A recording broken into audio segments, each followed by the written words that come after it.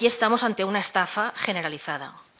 Una estafa de la que les podría hablar muchísimo, porque les podría dar muchísimos detalles, lamentablemente, pero que les puedo resumir algunos ingredientes de esa estafa. ¿Por qué hablamos de estafa?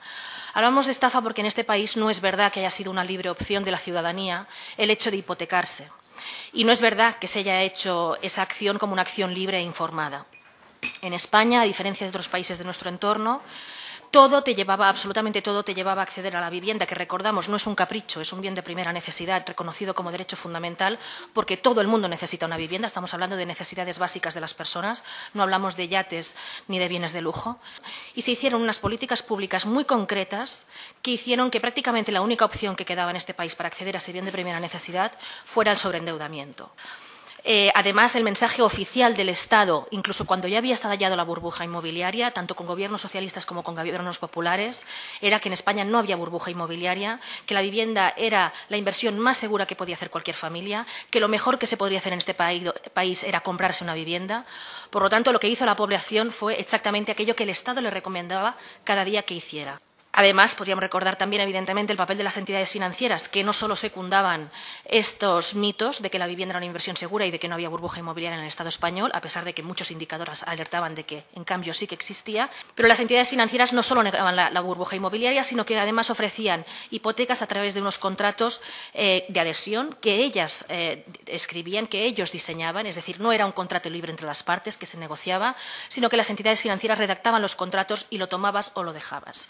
Claro, la gente necesitaba una vivienda, no tenía esa libre opción que decíamos antes. La ley española preveía que no se respondiera solo con el bien hipotecado, sino que la deuda te podía perseguir de por vida. Eso la gente no lo sabía cuando firmó las hipotecas. No informó la Administración Pública, no informaron las entidades financieras, no informaron los notarios.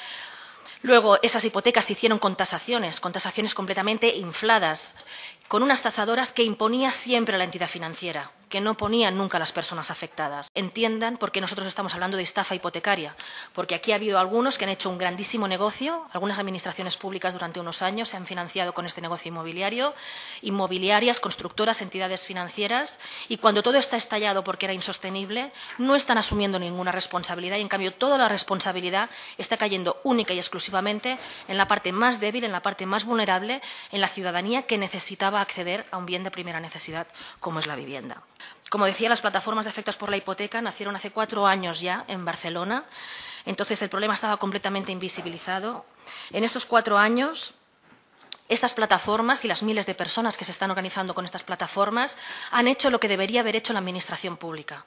Es decir, primero, ver venir el problema, organizarse inmediatamente para hacerle frente porque se detectó una gravísima vulneración de derechos fundamentales con riesgos enormes para las vidas de las personas, como desgraciadamente se está comprobando. Denunciar el problema y visibilizarlo, pero no solo eso, sino que buscar soluciones a corto, medio y largo plazo. Deberían escuchar a aquellos que llevamos más tiempo pensando y enfrentándonos a ese problema, que llevamos, además, que lo vivimos cada día, que sabemos exactamente cada arista del problema, que llevamos 4 años negociando con bancos, con administración pública, con los juzgados y, por lo tanto, sabemos exactamente de qué estamos hablando.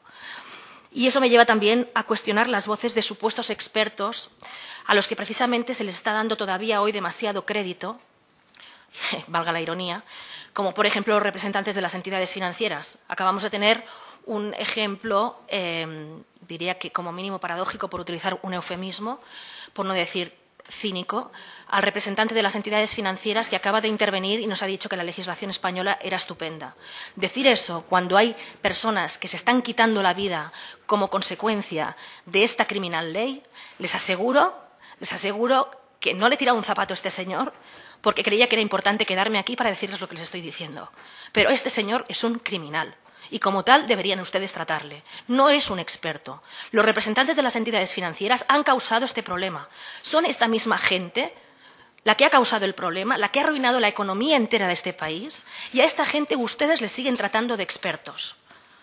De verdad, o sea, a mí que este señor diga que la dación en pago no es una solución, desde luego a nosotros nos reafirma plenamente. Si la gente que nos ha hundido en la miseria nos dice que la dación en pago no es la solución, nosotros estaremos más convencidos que nunca que la dación en pago es sin duda la solución para el tema de la deuda. Hoy venimos aquí para preguntarles nosotros a ustedes Y queremos respuestas. Queremos respuestas porque no podemos esperar más. Porque, como les decía, han pasado 4 años, han pasado más de 400.000 ejecuciones hipotecarias, han muerto personas, hay muchas otras personas que afortunadamente no han muerto, pero que han intentado quitarse la vida y nosotros lo estamos viviendo cada semana. Y estas personas exigen que se les dé una respuesta cuando ya están todas las cartas sobre la mesa.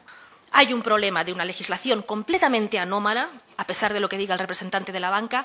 Todos sabemos que en ningún país de nuestro alrededor está pasando lo que está pasando aquí. Somos el país de Europa que más desahucia, con mucha diferencia, y al mismo tiempo el país que más miles de viviendas vacías acumula.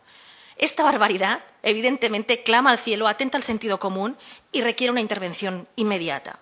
La deuda ilegítima, y que supone en la práctica la muerte financiera de las personas y, por lo tanto, la condena a ser excluidos sociales de por vida. Y, aparte del problema de la deuda, tenemos el problema de la vivienda, de los desahucios y de la gente en la calle. Entonces, frente a estos dos problemas de emergencia, es a los que nosotros consideramos que hay que aprobar medidas con carácter urgente que resuelvan de una vez por todas estos dos grandes problemas. Frente a ello, hace mucho tiempo que la sociedad civil ha planteado cuáles son las demandas de mínimos que resolverían esto. Para el tema de la deuda, dación en pago y añadimos retroactiva, con efectos retroactivos. Y eso se puede hacer de varias maneras. No hay ningún impedimento técnico real para hacer esto. Es cuestión de voluntad política. Si hoy tenemos este debate aquí es porque se han producido más de 400.000 ejecuciones hipotecarias, es porque hay miles de personas que están más allá de los límites de lo soportable, es porque hay gente que ha muerto directamente y, por lo tanto, en nombre de toda esta gente, necesitamos una solución para toda la gente afectada. No vamos a aceptar que se sacrifique a una generación entera que, como hemos dicho, ha sido víctima de una estafa.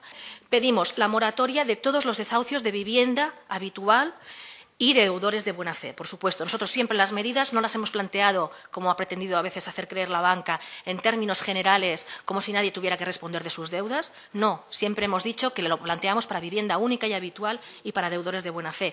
Eso está recogido en muchísimas legislaciones y es perfectamente fácil de establecer jurídicamente si realmente hay voluntad política para ello. Lo primero es detener los desahucios y, a partir de ahí, hagamos medidas más estables para resolver el problema de la vivienda, que pasarían, desde nuestro punto de vista, por hacer que esas viviendas vacías acumuladas en manos de entidades financieras se reconviertan en el parque de alquiler social que tanto necesita este país. ¿Qué entendemos nosotros por parque de alquiler social? Lo mismo que dicen los estándares internacionales, lo que recomienda Naciones Unidas, que como máximo se destinen el 30% de los ingresos de la unidad familiar al pago de la vivienda. Además, cuando nosotros diseñamos estas medidas de mínimos, todavía no existía el Banco Malo. Ahora se ha creado el Banco Malo, pues es la oportunidad única de crear ese parque de alquiler social. No nos vamos a contentar con ese fondo creado con el último decreto, que nos parecen, sinceramente, las migajas. 6.000 viviendas son migajas en un país que acumula millones de viviendas vacías. Las propias entidades financieras hablan de que en sus manos estamos alrededor de 1 millón y pico de viviendas vacías.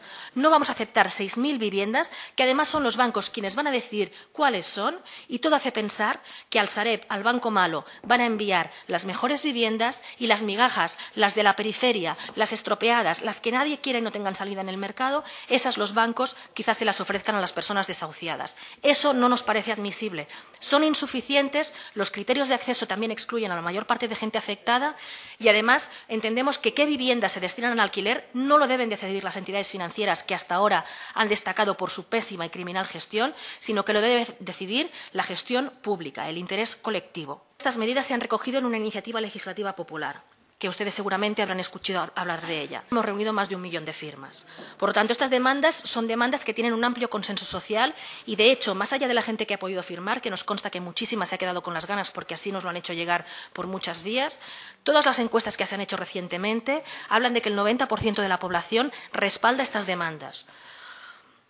Por lo tanto, si ustedes realmente se creen la democracia y se creen que estamos en la institución, en el Congreso, que debe ser máxima expresión de esa democracia entendida como el traslado de la voluntad ciudadana a la voluntad colectiva, lo que deberían hacer, aunque sea tarde, porque han pasado, como decía, 4 años y miles de víctimas por en medio, pero aunque sea tarde, lo que deben escuchar son esas demandas ciudadanas y trasladarlas a una reforma urgente, que es lo que se está pidiendo. Hay algunas fuerzas políticas que sí nos escucharon. Hay que decir que aquí en el Congreso, concretamente, primero fue fueron Iniciativa per Catalunya y Esquerra Republicana, luego Izquierda Unida y BNG, que desde el principio recogieron esas demandas y las trasladaron al Congreso.